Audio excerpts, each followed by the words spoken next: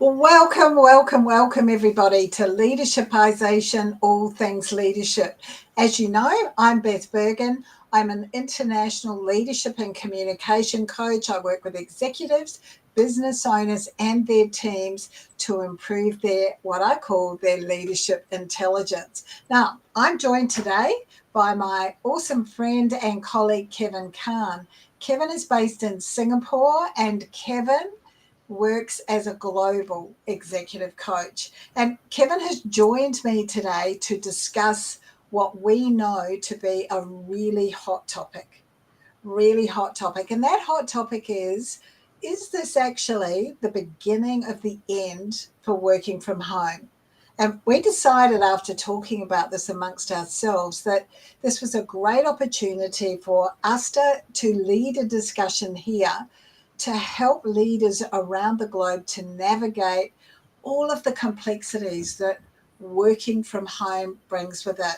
And particularly, are they going to follow that trend that many other companies are following? Now, Kevin has a particular interest because a lot of his work is around diversity, inclusion, and belonging.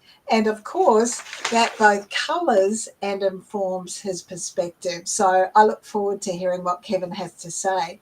Now, as you've probably really missed a whole lot of interesting information if you haven't checked out things like the Australian Financial Review, international newspapers over the last few days, because Amazon has now requested from early January 2025 that all of its staff are back in the office 5 days a week. And they've joined Google and Microsoft, and I think Tesla as well. And here in Australia, Tabcorp and the New South Wales public sector have also made it quite clear that everybody needs to be back in the office 5 days a week. And I was interested, Kevin, to read a KPMG survey of UK CEOs, and what they found in that survey was that 83% of the people that they surveyed believe that within the next 3 years, everyone will be back in the office. And that kind of surprises me because that's a huge increase from last year when it was only 64%. So that's a 19% increase. And currently, 4 out of 5 CEOs want people to be back here in Australia. They want people to be back 5 days a week. So what are your views about this? Well, I think thanks for having me on your podcast, Beth. It's great to be here with you. And I think the thing here is it raises a number of cultural issues, both from a regional culture perspective and also an organization cultural perspective as well. So that's one area. The second area is in terms of the whole diversity and inclusion perspective, you have this whole segment of prospective employees or existing employees who may actually find it difficult to get to the office. So things, segments like the mature workers or maybe even the disabled employees. And the third area that I think has a major impact is this whole area of trust. It's like, are we trusting our employees? Are we managing them based on actual appearance in the office, or are we managing them based on output? And what does that say about leaders in general? It's like, how much trust are we placing on our employees? So those are the three key areas that I see this whole conversation around. And that's really interesting because, you talk about trust, and what immediately pops up in my head is that suddenly when people are working from home, we've got to be tracking how often they're logging on. We've got to be tracking movements of their mouse. We've got to be doing a whole lot of things like that. The other thing that really keeps hitting me in the face is that this is an argument about only around about 40% of the workforce, because there's a whole bunch of people who can't work from home. Teachers, bus drivers, plumbers, people who work in many industries, service industries, where people come to them, they simply can't be working from home. So it's a huge conversation for us to be having, because I guess that in a family relationship, or a family group, if one person can work from home and the other person can't, then it's going to change the way that you manage a family a whole lot, isn't it? Well, that's the whole point, Beth. It's about equality, right? And the service industry is definitely prime examples in terms of equality. So things like my favorite example, as you know, is the people that work in the delivery area. So FedEx, the UPSs of the world, right? So all your parcels are being delivered. With online shopping, there's so many utilization of delivery services. So the majority of employees there actually have to turn up for work. You can't remote deliver parcels unless you are in the robotics stage, right? Yeah. So does that mean that, in which case the people won't have a job to go to anyway? Yeah. So if you have like the majority of your employees who have to turn up to work 9 to 5 every day, and then you have the HR function, you have the procurement function, you have your lawyers, you have your accountants, and they can work from home wherever they want, then it's based on where's the equality and where's the company culture, as I was saying earlier. How does that blend? So there is a bit of work that needs to be done there. And some organizations have already stated that, look, you can do 2 to 3 days in the office based on your role and position. So maybe some organizations need to re-look at roles and positions in terms of what can and can't be. Yeah. It's interesting because, that the argument that's there is shared ideas, creativity, collaboration, increased productivity, teamwork. There's social benefit. There's a mental health benefits because people are coming to the office and engaging with others. They feel part of something. And there's also, and this one really resonates with me, Kevin. It's that the younger staff member is learning from being involved and seeing how other more senior members of the team actually collaborate, and how they carry out their work. And so that's huge benefit for them.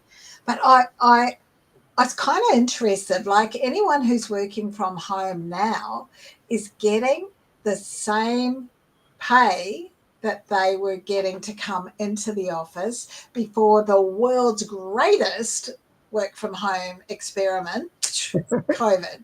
Yeah. So what's really interesting is that about, and I think it was an Australian survey, but I could be wrong. It's either Australian or UK. 44% of 1,000 people who were surveyed said that they wanted higher money, higher salaries to return to the office. Like they're already getting paid the same as what they were before COVID. And now what they're saying is, you give me a 10% increase and I'll come back. I'm not, how does that help a business to be successful? But even more interesting in that survey was that 15% said there's absolutely no way that I would go back. No amount of money would get me to go back to the office 5 days a week. Well, I think the thing there, right, is we need to have a look at the whole question about pay increases to return to the office in context. I know there's a lot of sensationalization in the media around that, but we just need to have a look at bare bones basics, right? So a lot of organizations have returned real estate simply because of work from home, and they don't need so much office space. So organizations have reduced that. The second thing there is that from those savings, is there an opportunity to go through and make more collaborative spaces available? Now, because of all of this, you're now asking employees to come back into the office where there is less office space, and you have to go and work in spaces where there is a lot more noise going on. So I, for one, as an example, love working from home simply because of the quiet that I can get work done. When you're in the office, and if there is a hot desking system and things like that, then it's quite noisy. So that's one aspect of the cost element. The second aspect of the cost element is, let's face it, everything has gone up in pricing. It's more expensive to buy petrol. Our public transport fares have gone up.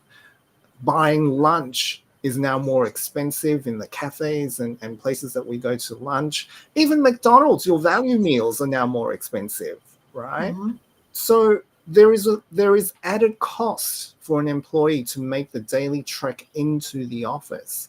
The petrol costs are going to be higher, the commute, the But is community. that a 10%? Is Well, it 10%? well, Like, there is. and I find, just before you answer that, I find it really interesting because a little while ago there was quite a lot of publicity here in Australia where employers were saying, well, maybe we'll pay people extra to come back to the office. Yay. You know, and then it seems to me, in my observation, a little bit like they've backed away from that, but the idea's been firmly planted. And, you know, this 44% is saying, well, you give me 10% more and I'm in. Well, the thing there, Beth, is we also have to look at the macroeconomic landscape right now. A lot of companies may not be performing that well, simply because some of the macroeconomic indicators have indicated that because of rising costs, organizations have to go through and cut. So does that mean that some employees haven't had pay increases in the last 2 years since the pandemic has ended? So what have pay increases been like? So as I said, right, a lot of this has been media sensationalization, but we actually need to drill down and have a look at what were the increases over the last 2 years. Are we at par in terms of cost of living and inflation around the world? Yeah. We just need to look at interest rates. Some people's mortgage payments, right, have gone up $2,000 to $3,000 a month because of the increases in interest rates. And like, I have some students who are doing their MBAs and their student loans have gone up to 10%. So there is an increase in the cost of living. So the question is, if we're mandating that people have to be in the office 5 days a week, how are we helping them in terms of easing that cost of living crunch? Yeah, it's interesting because there's this kind of tension between what it is that the business needs and what it is that the individual needs. And in order for the business to be successful, it needs employees. In order for employees to have a job, they need successful businesses. And so there's this kind of tension there. I'm conscious of that for a number of businesses where it's possible for some of their team to work at home, some of their full staff to work at home and others not, the business can get quite siloed. And, you know, as you would be aware with the work that you do, and I'm very conscious of this with the leadership and communication work that I do, businesses or areas of businesses can be quite siloed when everyone is in the office the entire time. So, you know, I would be concerned that there are those real challenges about being able to roll your marketing department, roll your sales department, roll your compliance department up so that they actually are working collaboratively for the good of the organisation. I think the whole thing about the workplace today is about teams and collaboration. So regardless of whether you have flexible work arrangements or whether you're full-time in the office, it really is about the culture of that organization. How do we work together as high-performing teams, regardless of what division or department that we work in? So if another department or division asks us for support or help or our expertise, right, how readily are we in terms of supporting other departments' projects in order to get to a win-win, in order to meet corporate goals? I think that's the key, regardless of whether it is full-time in the office or whether we're working from home. However, it adds another layer onto it. And one of the things that is being put forward as one of the very real reasons why everyone working together is of great benefit is that when we're working from home and we're communicating with each other this way, things take longer. Mm-hmm. No, we don't quite have the level of understanding. For some people, working with something like Zoom or Teams and the chat that you can have on Teams, that really suits some people and their style of working. For others, it just adds to the overwhelm, it adds to the distractions, and it adds to a lack of clarity rather than bringing clarity. Well, I think that comes down to two things. One is an open mindset, and one is to communicate with the teams that you work with how best to work with you, whether it's in the office or whether it is at home. Because as I said, when you return to the office, because a lot the days of the 80s having your own little office, right, are gone, right? Everything is open planned, everything is open spaces, and the hot desks are getting smaller and smaller. So it's about communicating with people, because even if you go back into the office, you might be working into a focus room. So many organizations have implemented focus rooms where people can just go into the room and work in quiet. So tell people how you want to work. And it's the same thing at home. Tell people how you want to work. Maybe you have an hour every day where everybody can just ping you or send you emails or have a Zoom call or whatever. But it's about communicating. So that's one. The second thing is... I love that, because we weren't good at communicating before COVID necessarily into those team situations. It doesn't mean that suddenly we're going to get really good at it. No, it doesn't. Correct. Which is more the shame. That's why people like you and I exist, so that we can help individuals and teams with their leadership and their communication. Yeah, I interrupted you. Please continue. No, the second thing I was going to say is that, like, look, even if you work from home, right, there are ways in terms of engaging people, whether it is on instant messaging or whether it is through Zooms. And I would highly encourage people, when they are doing team meetings or Zooms or whatever, right, that you turn on your videos. That is one way for employees to try and preserve their opportunity to work from home. Because one of the biggest complaints coming from employers and other teams is that, look, I don't get to see you. I don't get to build that relationship because I can't see you, because people turn off their videos when they're doing the virtual conferencing from home. They also, Kevin, people also have to be committed to being fully present. Like, I find it difficult to be in a meeting, and some people are like this, others it's really obvious that and okay, maybe they might be taking notes, but learn to take notes while you're still looking focused. And I think that really puts me off. Yeah. But Beth, let's be honest here. Even when we're in the office, right, in the 20 years that we've had laptops, when employees were issued a laptop in order to do their work, right, in those 20 years, I can tell you, every single meeting that I've been in, people have been doing emails. So regardless of whether you're virtual or whether you're in person, it's a great point. You have to be present. So I don't think it's just in the domain of virtual working from home that people are distracted. Even in the office, people are like instant messaging or replying emails in the meeting itself. I guess that we see it more clearly, or is it more obvious, or do we want it to be more obvious? Like, do we call it out when they're on the other end of the screen? That, talking about being seen, raises another point for me, Kevin, and that is that, often career advancement is all about being seen by others. Like, I had an example recently where, the person started work a little earlier and finished a little earlier than some of the higher level executives teams where they worked. So they made it their business at least 3 days a week to go for a run. So from the office, they would go for a run.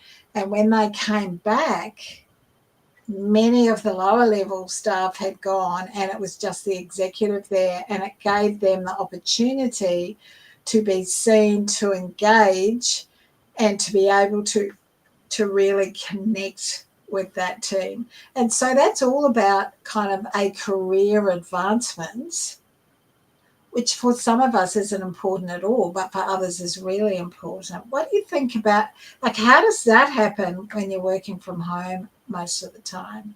So regardless of whether you're working from home or in full-time in the office, right, being able to promote yourself, being able to talk about your achievements and accomplishment is going to be key. So the thing is, the days of, oh, look, I'm seen to be working in the office, or the days of my boss will look after me, all of those days are all over. In terms of managing your career, every employee needs to take, yeah, all of us, whether we're solopreneurs, entrepreneurs, or whether we're employees, every one of us has an obligation in order to take control of the narrative in terms of what people see in us and how people see us, or what people perceive about us. Because it's all of those that impacts whether we get new assignments, whether we get stretch assignments, whether we get promotions or offered new jobs.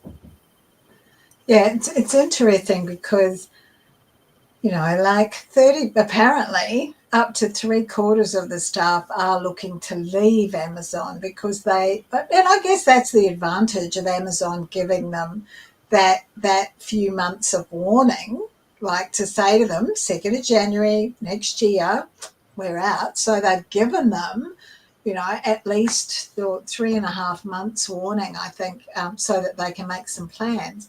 The really interesting thing is that in all of the research that I've done leading up to this conversation, a tailored response is that flexibility is what around 80% of people want. And I guess what that says to me is, you know, are the employers willing to take the risk of actually negotiating individually with people, because 80% want flexibility? On the other side of that, like, it's actually not an entitlement to work from home.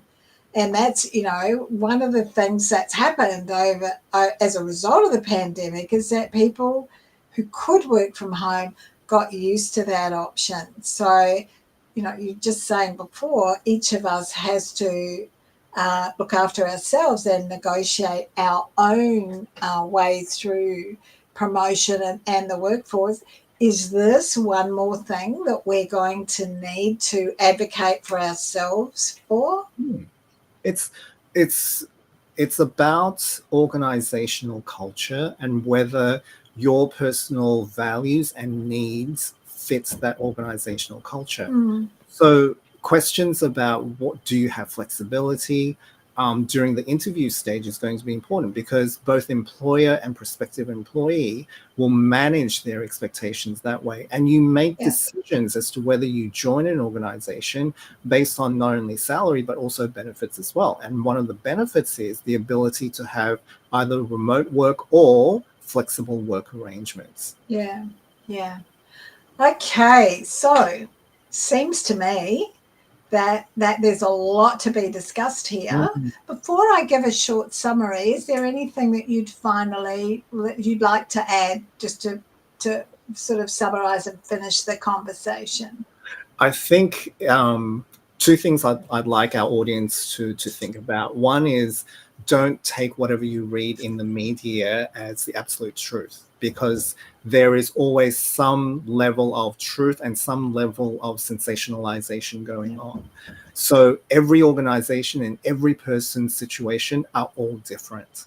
The second thing I'd like the audience to have a think about it, especially as employers, right, is what kind of culture and what kind of organization do you want to build? Do you want to have a culture that's very inclusive? That means mature workers as well as disabled people being part of that. And how do we cater for their needs? And the other thing that's important also from a cultural perspective is how are you going to build a level of trust for employees, regardless of whether it is in person in the office or whether it is a remote. Because you don't want to build a culture where employees don't feel trusted, because that's Yes. going to give high-performing teams or employees that are going to deliver goals.